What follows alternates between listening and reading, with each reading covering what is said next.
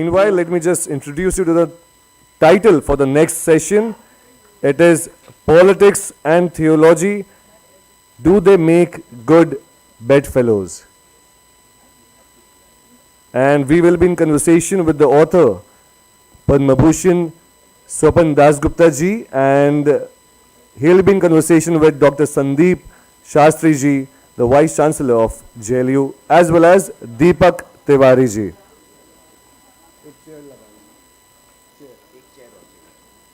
Thank you so much to Arundhati ji and Seema ji for being wonderful members for this excellent discussion.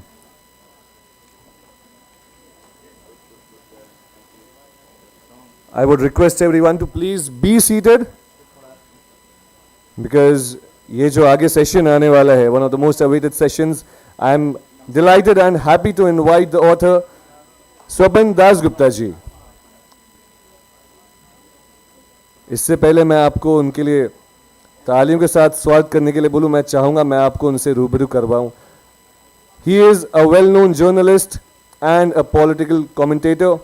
He has worked for many leading Indian publications, including the Times of India, Indian Express, and the India Today. He is a member of Rajya Sabha and the BJP. He is an alumnus of the St. Stephen's College and the Universities of London and Oxford. He was conferred with Padma Bhushan in 2015, and I think that calls for an applause. His books include Awakening Bharat Mata, The Political Beliefs of the Indian Right. He has been viewed as a vocal exponent of exploiting English as a tool in reaching out to the masses. As a discussant, we are thrilled to have once again Dr. Sandeep Shastri ji. He is a political scientist who is the Vice Chancellor of Jagran Lake City University, author of a book on Lal Bahadur Shastri. Dr. Sandeep ji specializes in the study and analysis of Indian politics with a special focus on elections. He is also a consultant to the United Nations, World Bank, and Forum of Federations. Dr. Shastri has delivered lectures in 50+ countries, and that is certainly inspiration for all of us here. As the second discussion for the day, we are extremely happy to have Deepak Tiwari ji with us. Deepak ji is a senior Indian journalist and former Vice Chancellor of Makhanlal Chaturvedi National University of Journalism and Communication, Bhopal.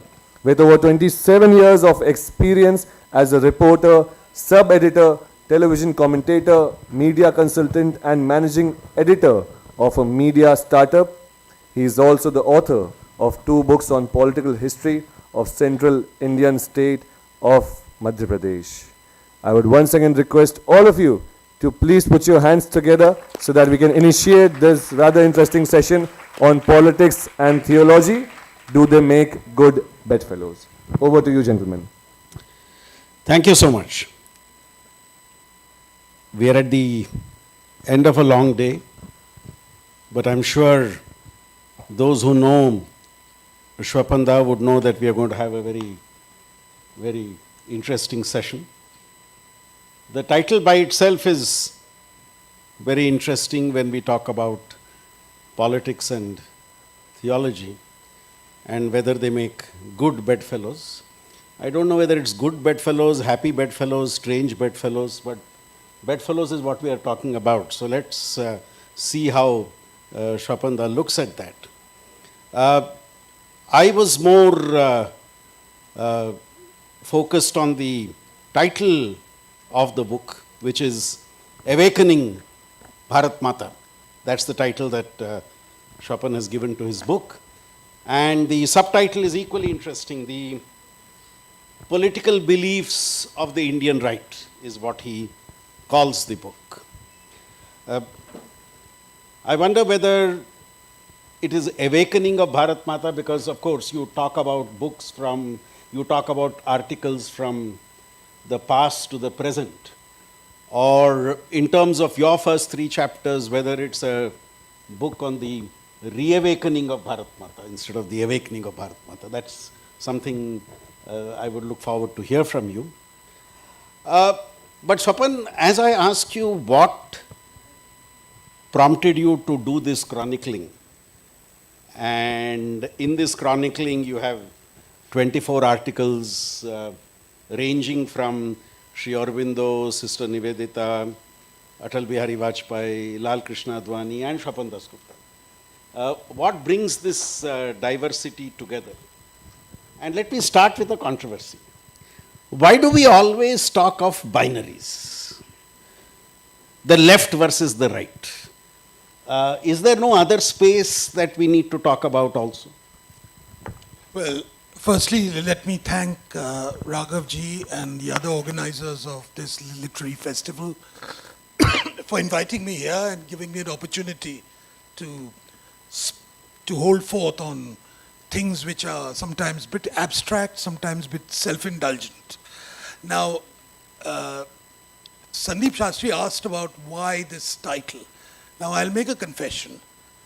The first title, Awakening Bharat Mata, was my own. The second one, The Political Beliefs of the Indian Right, was that of the publisher. Because I don't necessarily believe that the right is an adequate shorthand. But for the purposes of popular dissemination, it was used. So let it be. Now, why did I write this book? I think if you look at why did I write Awakening Bharat Mata? Now, for much of my life, I have been dogged by a particular type of controversy. As Sandeep rightly pointed out, I come from St. Stephen's College, which is, a college which is a bit elitist in its orientation and a bit anglicized in its cultural temperament. And plus my entire upbringing has been that. Now, I've often been dogged by the question, what are you doing with these characters? What are you doing with these Hindu lot of people? This is not a unique thing. A lot of my friends in the United Kingdom have often been told, why are you in the Conservative Party? They're a stupid party. That was the label which is often put. So anything to do with the right, or I'm using right as a shorthand, is often thought of as either being vulgar or completely without any thought process whatsoever, cretinous, to use Pratap Bhanu Mehta's words.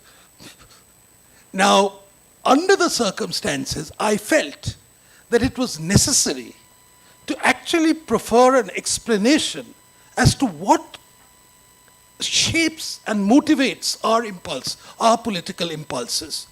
And there is nothing more provocative than actually taking the bull by its horn and offending those very people by saying, I'm naming my book Awakening Bharat Mata. Because for them, Bharat Mata is something which is aesthetically not quite there. So it was a provocation. And I just want to sort of, where I start off from is a 1967 essay which Nirad Chaudhary wrote. And he observed the alienation between the new intelligentsia and the traditional Hindu middle classes. And he said this alienation is complete, total. And so we are talking about two different worlds which are almost in existence at present in India, we find, when people talk about polarization, etc. There's one world which has a point of reference which is uniquely cosmopolitan, where the term Bharat Mata will not exist, where you think of yourself as a universal citizen. And then there is another, which when they go to a cricket match or when they go to the Wagah border or something, will quite lustily shout Bharat Mata ki jai and be very offended if someone else doesn't.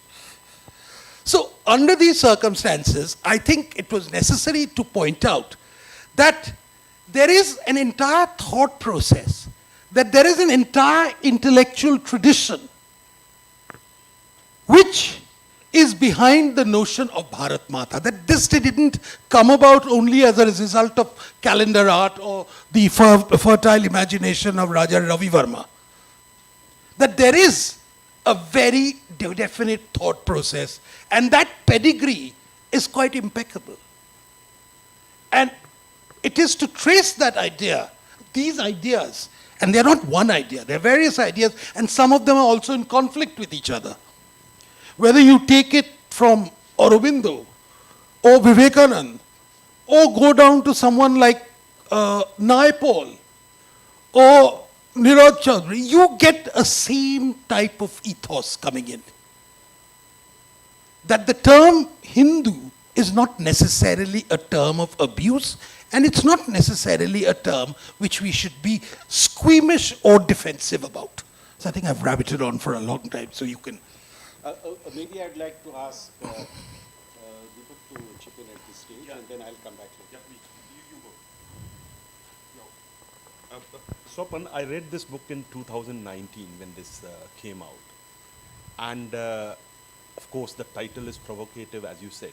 But after reading it, I mean, I believe in Indian Constitution.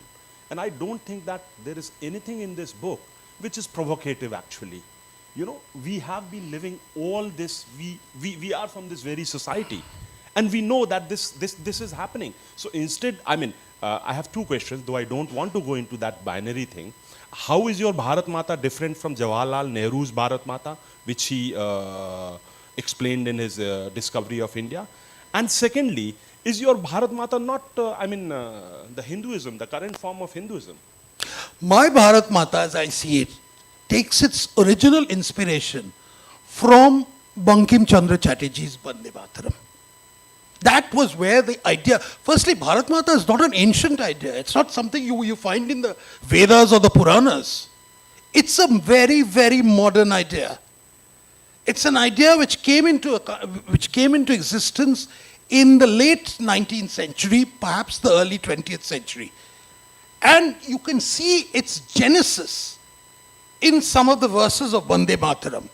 When he talks about Tuham Durga Dasha Praharani, he equates India with Durga. Now, it's not necessary that you must equate in Bharat with Durga, but it's one of the type of imagination which was there. And the idea of India as a deity, India as a goddess personifying Shakti, was actually popularized by Aurobindo. It was he who popularized it. Bankim wrote it, but Aurobindo actually made it into a political slogan. And it was a slogan which captured the imagination of everything. So Bharat Mata, as far as I am concerned, and where I would say, does have, to some extent, a relationship with what might loosely be called the Indian Hindu culture or civilization, not necessarily religious, but in terms of the imagery which is there. And imagery can be quasi-religious without necessarily it being sacred. And Bharat Mata is precisely that.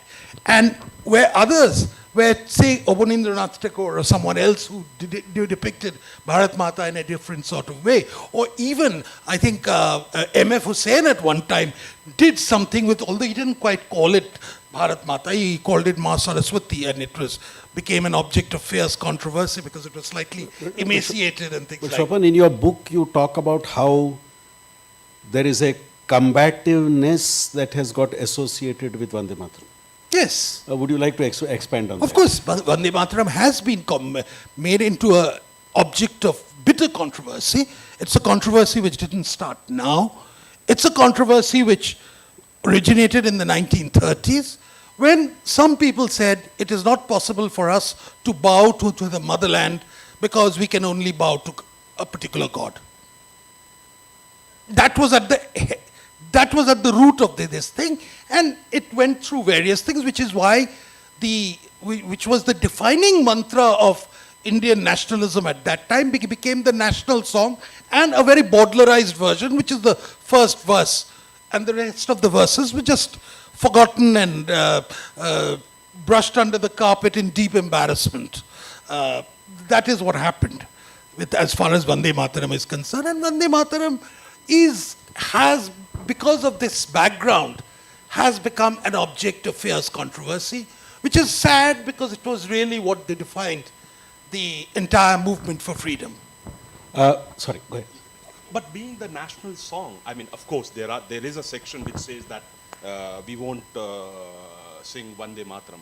But being a national song, I think that controversy is, I mean, it's over now.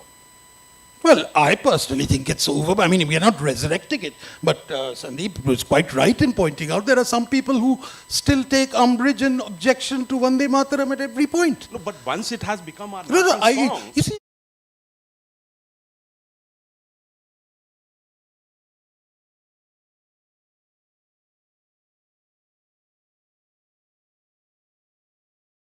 mind in terms of the Constitution. The Constitution is what is sacred in Right. India. Yeah, we've heard this. This is an idea which came from Germany in 1945, where notion of constitutional patriotism was invoked. Why did they take it? Because Germany was very embarrassed by its history in 1945. It was deeply contentious, brutal history, and they wanted to distance themselves for it. So they called 1945 or 46 year zero. Now in India, we see the constitution as very important. It defines the rules of public conduct. It defines the rules of how political conduct should be shaped, the institutions, etc., what is center, what is state, what is judiciary, all that is there. But it doesn't explain India's nationhood, because India's nationhood does not start on 26 January 1950. India's nationhood is far deeper and goes back much further.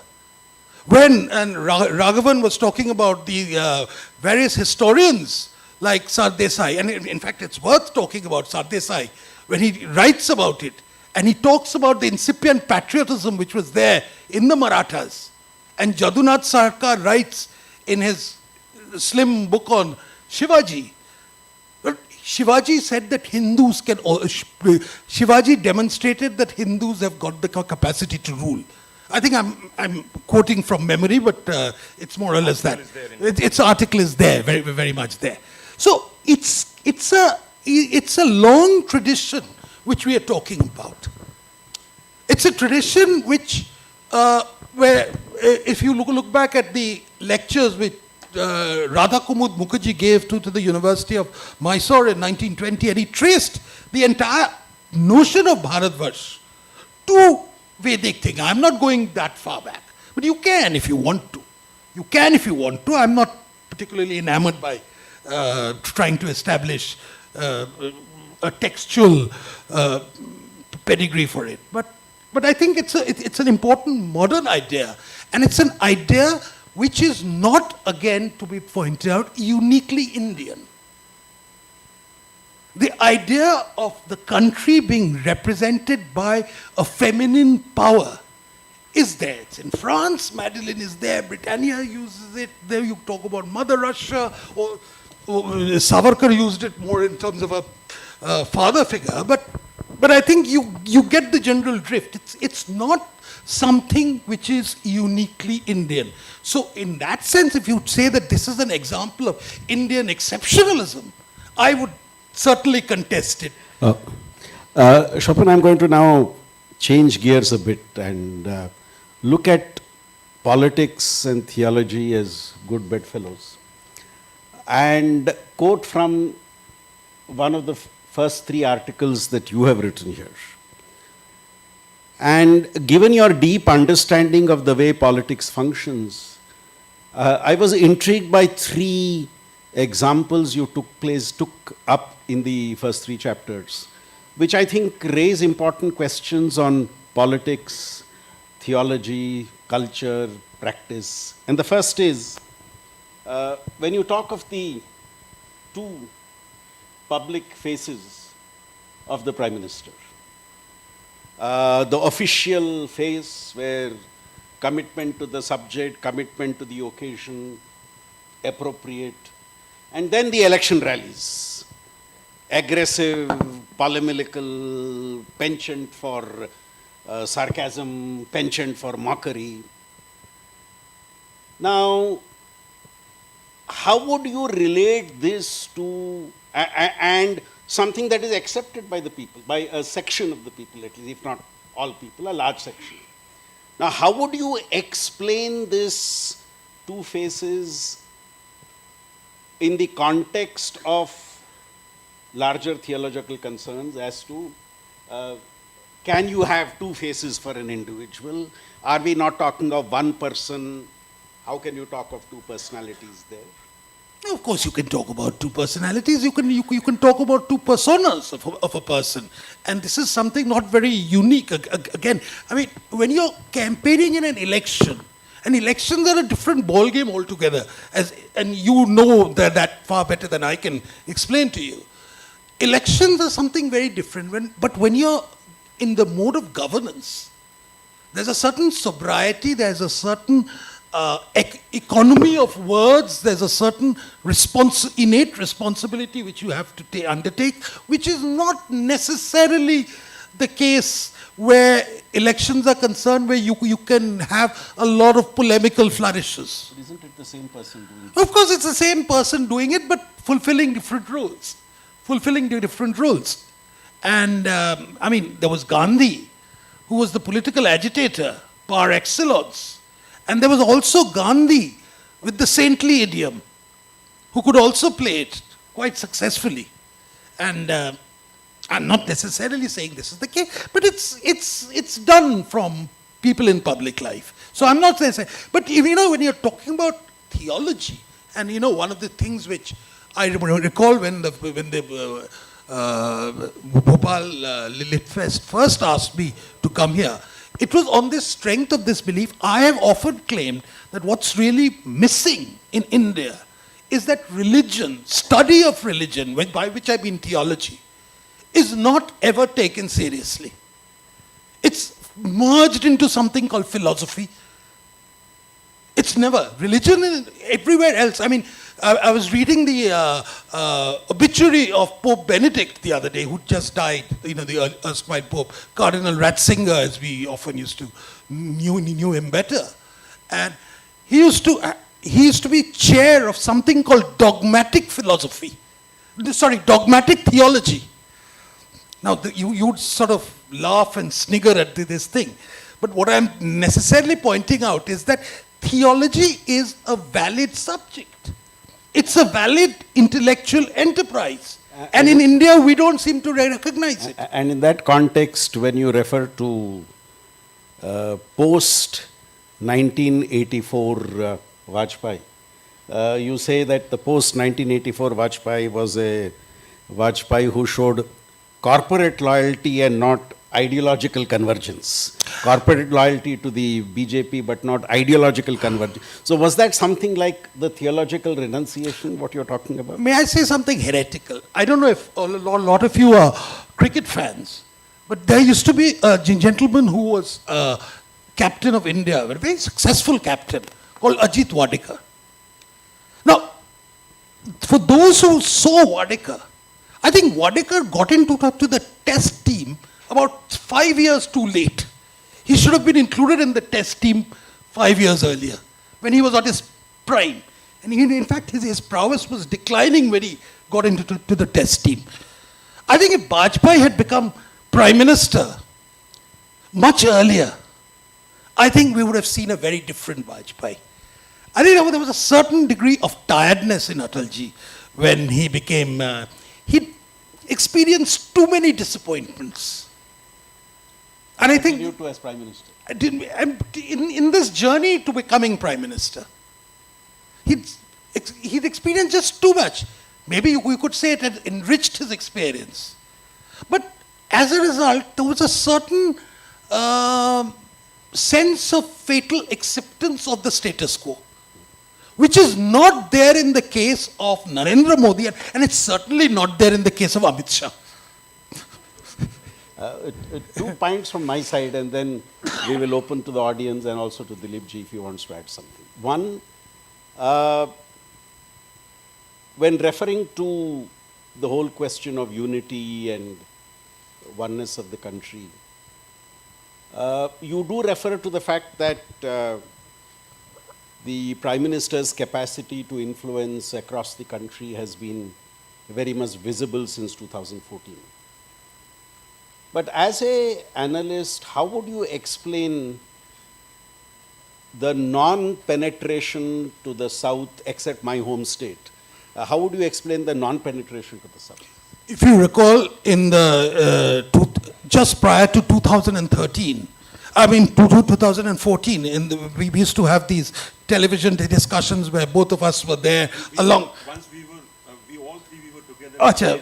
Okay, and we were there. And I remember one of the things which people used to laugh about when I used to say that I think we are reasonably confident of getting the OBC vote. And that used to cause sniggers. BJP getting the OBC vote? I mean, tell us a better story. I have one small quibble. I have one small quibble, minor quibble.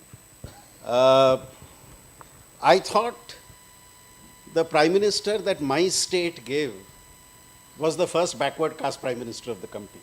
They were good. But They were your good. book says that Modi ji was the first backward caste Prime Minister. If I made a mistake, I'll correct it. It's a minor quibble. Okay. But Dilip ji and then the audience. So the point is, But I think there must be a deeper point you're making in terms of the BJP projecting. you see, the a backward point is, caste at leader. every point, Northeast was not an area or was not a catchment area. Certainly, I remember the elation people like me felt in 1991 when we won 2 seats in Assam. Nobody thought, Assam, BJP, kya karenge? Hindi to nahi bolta hai. I mean, their Hindi is as bad as mine. And it's quite pathetic.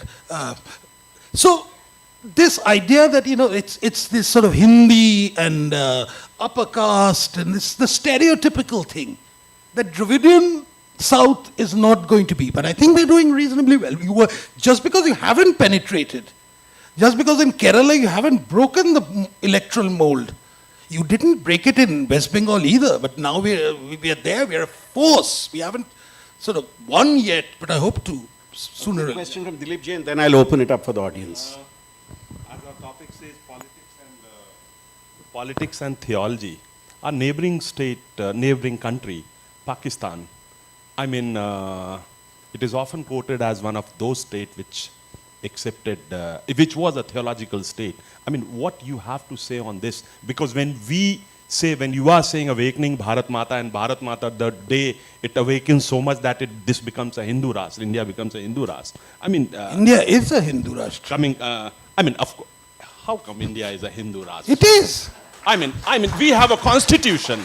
We are run It by is a constitution. Look, What does our constitution say? Constitution is a secular constitution. It is a secular. We are a secular state. We are a secular state, but we are a Hindu nation. This is like you are giving a speech in your assembly constituency in West Bengal where you fought election. India is not a Hindu Rashtra. I mean, what you have to say on Pakistan being a Muslim Rashtra? I think the first important thing is that we have to recognize is that India is not a theocratic Hindu state because there is no such thing as a Hindu church. My Hinduism is very different from your Hindu faith. Mine is strictly non-vegetarian, let me assure you. And I don't care what RSS is. I'm talking about my inheritance as a Bong, as a Bengali, as a Kali worshipper, as a Durga worshipper. It is there, and RSS does not, even the RSS in West Bengal also follows that. So there's no dichotomy there. The point which is very important is that just like Sharat Savarwal was talking about, Deobandi is fighting against Barelvis, everybody wants a particular version of Islam. Maududi's Islam or somebody else's Islam. Here there is a civilizational state. I mean, for heaven's sake, I'm not going to say that, Ganesh should be the presiding deity of India. Some idiot in Allahabad High Court said Bhagavad Gita is the holy book of India. Arey, kahan se? So we'll open it up for the audience quickly. Anybody who wants to raise a question, please raise your hand. Yes, go ahead, sir. Just Can one we have the question. mic given there? Yes. Just one question. आप वहीं से बोल सकते हैं, please.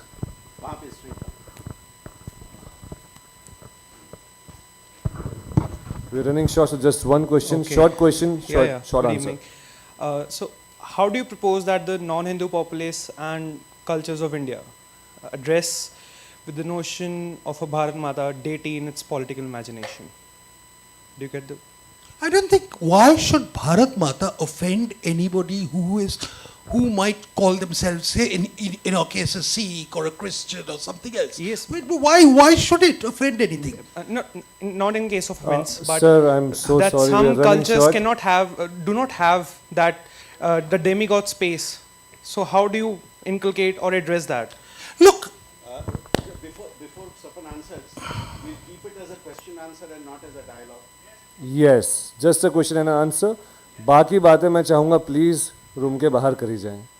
no, I think it's very, very important to recognize that, for instance, there is a large section in Western Europe, for instance, which is of the different faiths.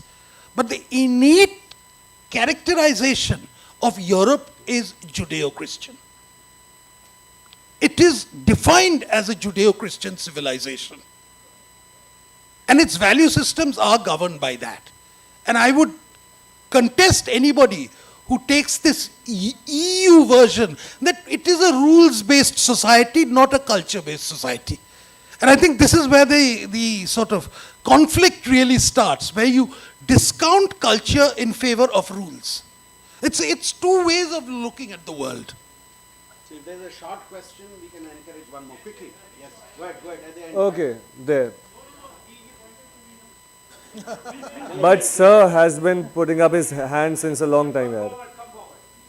दोनों जल्दी पूछ लीजिए. I would like to ask gentlemen, please be quick.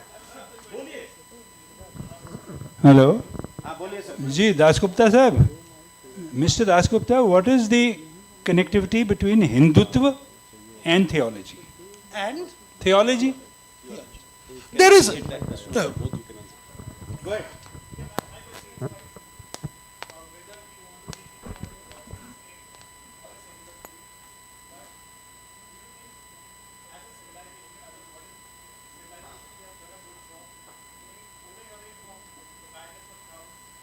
badness of...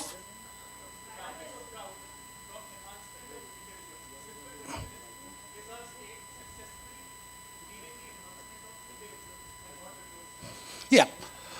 Can I take yours first, because it's a more complicated question?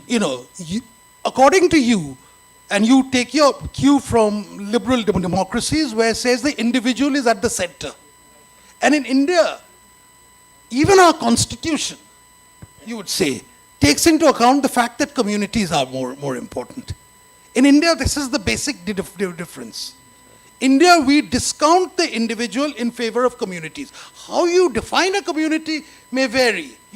It can be a larger community, it can be a smaller community, etc. So there's a fundamental difference in approach as far as that. Now, to give a short answer to this question about Hindutva and theology. Hindutva is not a religious idea, it's a political idea. It's a completely political idea. It's always been a political idea. Savarkar meant it as a political idea. Even the people who originated it thought of it as a political idea. It has nothing to do with the worship structure or your beliefs in particular theology, gods, or particular types of philosophies, etc. It has nothing. It means the collective experience of Hindus, or what loosely can be called Hindus. That is called Hindutva, as a convenient shorthand. And it is more an emotion rather than a belief structure. And I think Savarkar made his biggest cardinal error when he tried to codify it. Just like Indian constitution made its biggest cardinal error when they tried to codify the notion of secularism in the directive principles. Okay. Thank you so much, gentlemen. Now I would like to invite Abhilash Khandekar ji, the member of Society for Culture and Environment, to please come forward and present a memento to our distinguished guests and discussants